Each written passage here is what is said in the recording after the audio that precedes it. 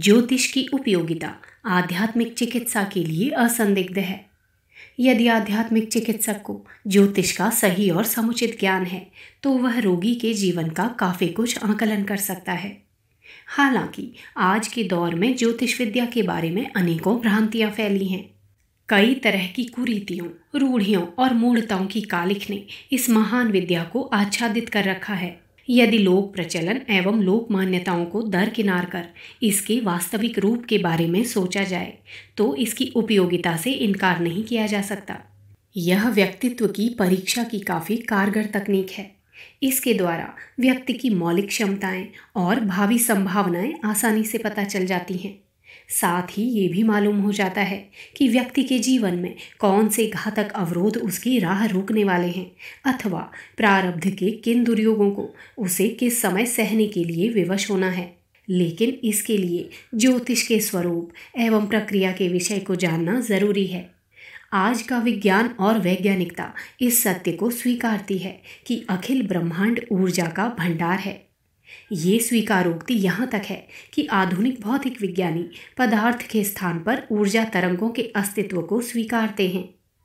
उनके अनुसार पदार्थ तो बस दिखने वाला धोखा है, यथार्थ सत्य तो ऊर्जा ही है। इस सृष्टि में कोई भी वस्तु हो या फिर प्राणी वनस्पति, वह जन्म लेने के पूर्व भी ऊर्जा था और मरने के बाद भी ब्रह्मांड की ऊर्जा तरंगों का एक हिस्सा बन जाएगा। विज्ञानविद एवं आध्यात्मवेत्ता दोनों ही इस सत्य को स्वीकारते हैं कि ब्रह्मांड व्यापी इस ऊर्जा के अनेकों तल, स्तर एवं स्थितियां हैं जो निरंतर परिवर्तित होती रहती हैं। इनमें यह परिवर्तन ही सृष्टि की उत्पत्ति, स्थिति एवं लय का कारण है। हालांकि यह परिवर्तन क्यों होता है, इसके बारे में वैज्ञानिकों एवं आध्यात्मविदों में सैद्धांतिक असहमति है।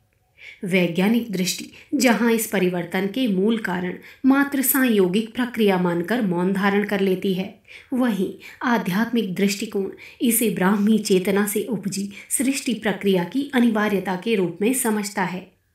इसके अनुसार मनुष्य जैसे उच्च स्तरीय प्राणी की स्थिति में परिवर्तन उसके कर्मों, विचारों, भावों एवं संकल्प के अनुसार होता है। ज्योतिष विद्या का आधारभूत सब यही है। यद्यपि इस विद्या के विशेषज्ञ ये भी बताते हैं कि जीवन व्यापी परिवर्तन के इस क्रम में ब्रह्मांडीय ऊर्जा के विविध स्तर भी किसी न किसी प्रकार से मर्यादित होते हैं।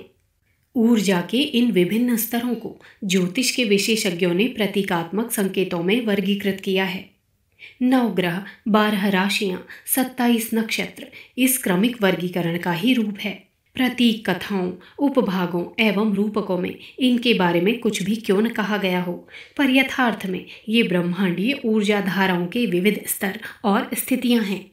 ज्योतिष के मर्मज्ञ एवं आध्यात्मिक ज्ञान के विशेषज्ञ दोनों ही एक स्वर से इस सच्चाई को स्वीकारते हैं कि मनुष्य के जन्म के क्षण का विशेष महत्व है। यूं तो महत्व प्रत्येक क्षण का होता है, पर जन्म का क्षण व्यक्ति को जीवन भर प्रभावित करता है। ऐसा क्यों है? तो इसका आसान सा जवाब ये है कि प्रत्येक क्षण में ब्रह्मांडीय ऊर्जा की विशिष्ट शक्ति धाराएं किसी न किसी बिंदु पर किसी विशेष परिमाण में मिलती हैं। मिलन के इन्हीं क्षणों में मनुष्य का जन्म होता है।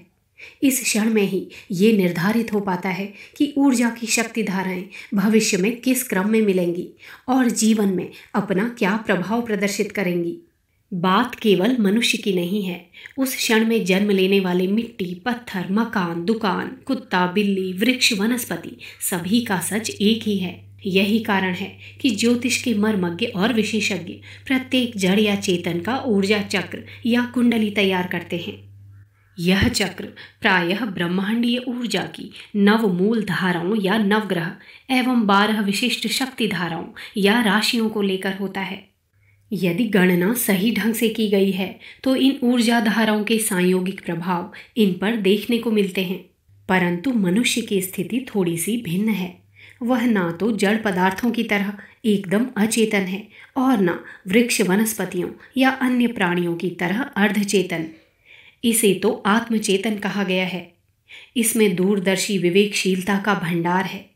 यही वजह है कि वह स्वयं को अपने ऊपर पड़ने वाले ब्रह्मांडीय ऊर्जा प्रवाहों के अनुसार समायोजित करने में सक्षम है। जहाँ तक ज्योतिष की बात है तो वह जन्म क्षण के अनुसार बनाए गए ऊर्जा चक्र के क्रम में ये निर्धारित करती है कि इस व्यक्ति पर कब कौन सी ऊर्जा धाराएं किस भांति प्रभाव डालने वाली हैं। इस चक्र से ये भी पता चलता है कि विगत में किए गए किन कर्मों, संस्कारों अथवा प्रारब्ध के किन कुयोगों अथवा सुयोगों के कारण उनका जन्म इस क्षण में हुआ। यह ज्ञान ज्योतिष का एक भाग है। इसी के साथ इसका दूसरा हिस्सा भी जुड़ा हुआ है। यह दूसरा हिस्सा इन विशिष्ट ऊर्जा धाराओं के साथ समायोजन के तौर तरीकों से संबंधित है। अर्थात इसमें यह विधि विज्ञान है कि किन स्थितियों में हम क्या करें, यानी कि क्या उपाय करके मनुष्य अपने जीवन में आने वाले सुयोगों और सौभाग्य को बढ़ा सकता है और किन उपायों को अपनाकर वह अपने कुयोगों को कम अथवा निरस्त कर सकता है। प्रत्येक स्थिति को संवारने के लिए अनेकों विधियां हैं और सभी प्रभावकारी हैं। आध्यात्मिक चिकित्सक इनमें से किसी भी विधि को स्वीकार या अस्वीकार कर सकते हैं। यह सब उनकी विशेषज्ञता पर निर्भर है। हालांकि इन पंक्तियों में इस सच को स्वीकारने में कोई संकोच नहीं हो रहा है कि आज के दौर में ऐसे विशेषज्ञ और मर्मज्ञ नहीं के बराबर हैं जो आध्यात्म साधना और ज्योतिष विद्या दोनों में निष्णात हों। परंतु कुछ दशक पूर्व भारतीय विद्या के महापंडित महामहोपाध्याय डॉक्टर गोपीनाथ कविराज के गुरु स्वामी विशुद्धानंद जी महाराज के जीवन में यह दुर्गम सुयोग उपस्थित हुआ था। हिमालय के दिव्य क्षेत्र ज्ञानगंज के साधना काल में उन्होंने अपने गुरुओं से आध्यात्म चिकित्सा के साथ ज्योतिष विद्या में भी मर्मज्ञता प्राप्त की थी। वे ज्योतिष के तीनों आयामों गणित ज्योतिष, योग ज्योतिष एवं देव ज्योतिष में पारंगत थे। गणित ज्योतिष को तो सभी जानते हैं। इसमें जन्म समय के अनुसार गणना करके फलाफल का विचार किया जाता है। योग ज्योतिष में योग विद्या के द्वारा व्यक्ति के माता पिता के मिलन का पता करते हैं। इसकी गणना गर्भाधान के क्षण से की जाती है, न कि जातक के भूमिष्ठ होने के क्षण से। देव ज्योतिष में कई आश्चर्य प्रकट होते हैं, जैसे व्यक्ति के नाम से ही उसकी कुंडली बना देना, उसके वस्त्र अथवा किसी परिचित व्यक्ति को आधार मानकर उसके जन्म चक्र एवं फलाफल का ठीक ठीक विवेचन कर देना, व्यक्ति को देखकर उसकी पत्नी अथवा किसी दूर दराज के रिश्तेदार की जन्म कुंडली बना देना और उसका सही फलाफल बता देना। स्वामी विशुद्धानंद अपनी अध्यात्म चिकित्सा में ज्योतिष के इन आयामों का समय अनुसार उपयोग करते थे। रोहिणी कुमार चेल महाशय ने उनके साथ हुए अपने अनुभव को बताते हुए कहा है कि जब वह पहली बार उनसे मिलने गए तो अपने हैंडबैग में स्वयं की एवं पत्नी की कुंडली लेकर गए थे।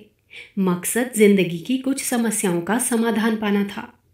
पर ज्यों ही वह बैठे और कुंडली निकालने लगे त्यों ही विशुद्धानंद जी ने उन्हें टोक दिया और कहा, रुको। ये कहते हुए उन्होंने किताब के अंदर रखा कागज़ निकाला। इस कागज़ में न केवल उनकी वरन उनकी पत्नी की कुंडली थी, बल्कि फलाफल आदि का विवरण भी लिखा था।